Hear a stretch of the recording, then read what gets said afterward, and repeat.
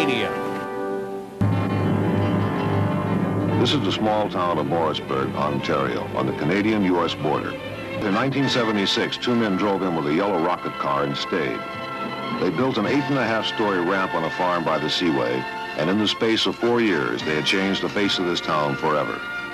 You know, if it is that a man is going to jump a mile from one country to another, in this case from Canada to the United States, giving it that international flair, yes, I would say that we got the credentials. I would most definitely say that if anybody can drive it off the end of that ramp, it's myself. A rocket-powered Lincoln Continental will leave Canada at 280 miles an hour, climb to an altitude of 305 feet over the top of the St. Lawrence River, heading for somewhere in the United States. Butch Butts is a young race driver who has been working on the rocket car since 1977. Okay, it's kind of like looking down a tube because there's not too much to see, you know. And then he'll look down the end of the ramp. Now you can see his wheels, you know. He has two wheels in the car, one for steering, one for flying. The car has ailerons so you can control it in the air. And more or less, it's like baking a cake, you know. You get it set, and once it's ready, you just mash the pedal and go. Almost to the end of the asphalt, it'll shut off the big engine, and the little engine will maintain the flight. It does take a lot of concentration. Your timing does have to be right on. There's no golden guarantee, none. Before the yellow rocket car can make its final run off the end of this ramp, there will be one last test run. Rocket expert Sammy Miller will be the driver. He has already seen what this car can do. On its first run in 1977, it had come apart on the track and thrown Miller into a 280-mile-an-hour crash. Miller has shown the jump team what computers could not tell them. But will it hold together at high speeds? Will the crucial safety chutes release on time? And more, will the rocket car fly? Ken Carter is the only man who can find out.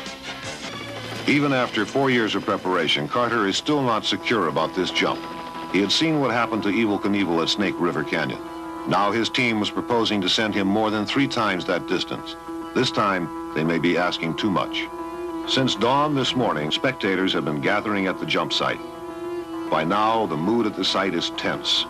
To Ken Carter, who is already chafing under the heat of his fireproof suit, the sight of the waiting crowds is only an added burden.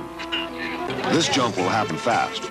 4 seconds after Powers floors the first pedal, he will hit the next one. 2 seconds after that, he will be airborne. The flight that has taken 4 years to create will be over in the space of 15 seconds. You guys ready to sit? Let's hear it!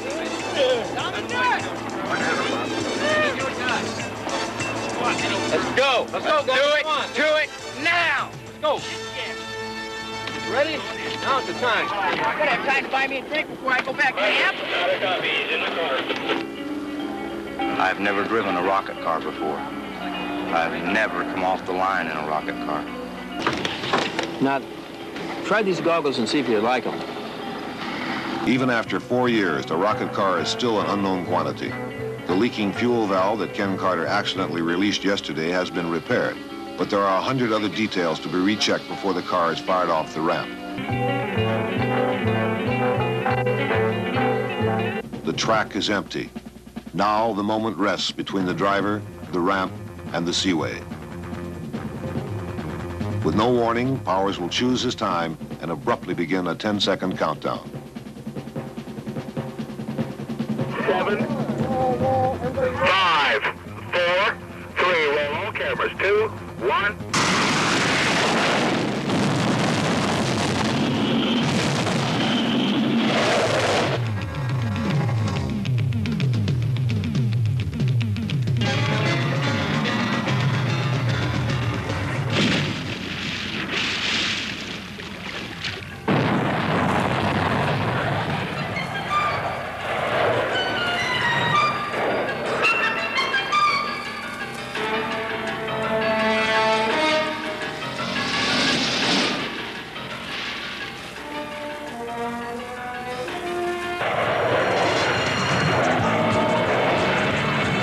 Shot well out over the seaway.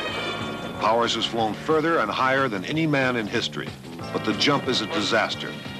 Has Powers survived the crash? Is he even alive?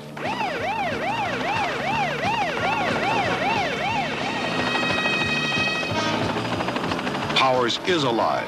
He's moving, undoing his belts. He's trying to get free of the wreckage. He knows the car could sink at any moment. The chopper is desperately trying to keep the one-chute filled. He's floating. The car is floating. The 35-foot parachute is still inflated. One of them is. The car is being drug over to the shore. While he was struggling, bystanders had waded out from shore to help. They could not wait for the rescue team.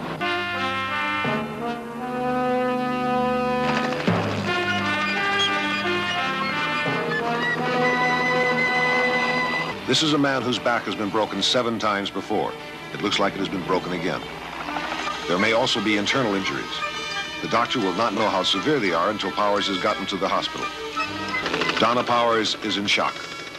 It had not occurred to her that anything like this could happen. Any sudden movement could cause permanent paralysis. In his haste this morning, Powers had forgotten to wear his back brace to the jump site. He had refused to wait until somebody could go back and get it. To Ken Powers' bride of 3 months, the super dream has become a nightmare. She will not know for another long hour if her husband will ever walk again. For 20-year-old Donna Powers, far from home, no amount of glory seems worth these terrible moments. In his semi-conscious delirium, Powers has been calling for his wife. As she reaches his side, she knows there is nothing she can do. They're going to put a door on. They're going to put a door on. There's no door on the helicopter. How far did I go? Hard to say, but you went out there a good way. Just a little bit. Oh, my back, Charlie. Dave, my back. Two different places. Chest, okay? He's had a compressed fracture before. Here. Simon, have any trouble breathing? Okay,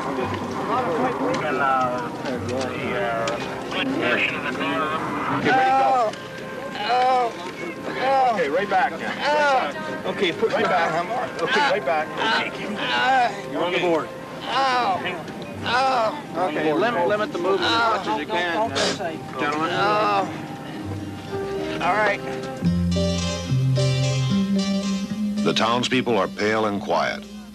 Instead of the thrill show they had expected, there has been a tragedy. They will have a hard time forgetting what they've seen.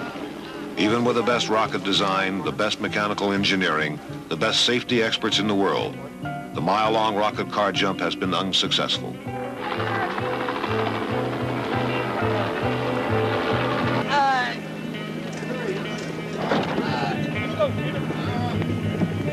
Move it.